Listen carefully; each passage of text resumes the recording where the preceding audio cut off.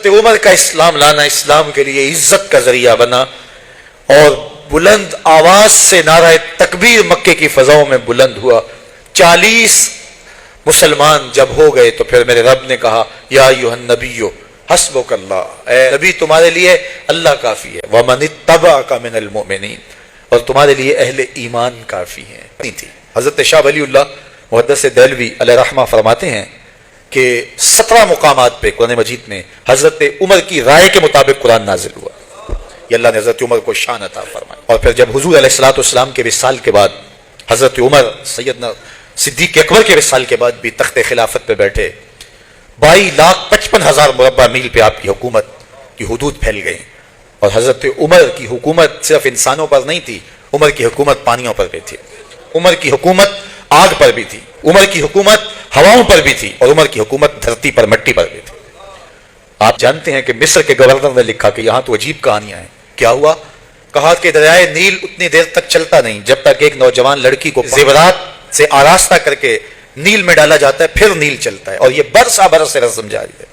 تو حضرت عمر کے پاس جب یہ پیغام پہنچتا ہے تو حضرت عمر نیل کو خط لکھ رہے ہیں، بسم اللہ الرحمن الرحیم، مصر کے نیل کے نام عمر کا خط، اور آگے لکھتے ہیں اے نیل اگر تو اللہ کے حکم سے چلتا ہے تو چل، ورنہ تیری کوئی ضرورت نہیں ہے۔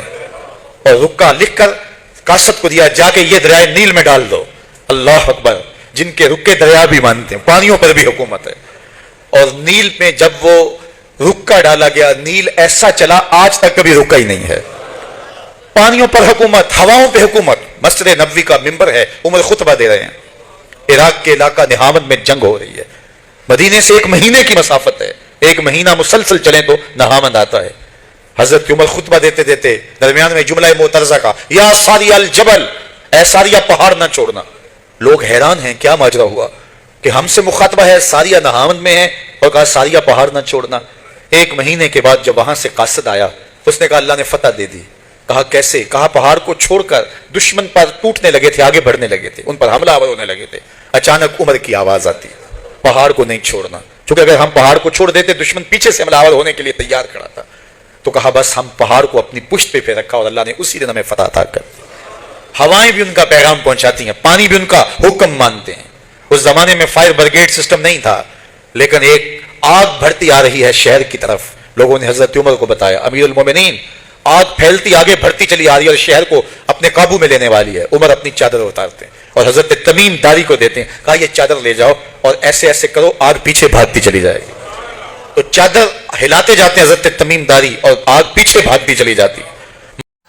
خدا کی عظمتیں کیا ہے محمد مصطفیٰ جانے، مقام مصطفیٰ کیا ہے محمد کا خدا جانے۔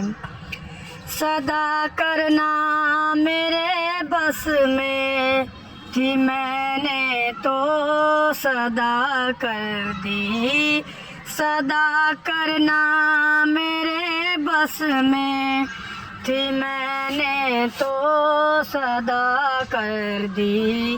وہ کیا دیں گے میں کیا لوں گا، صحیح جانے گدا جانے۔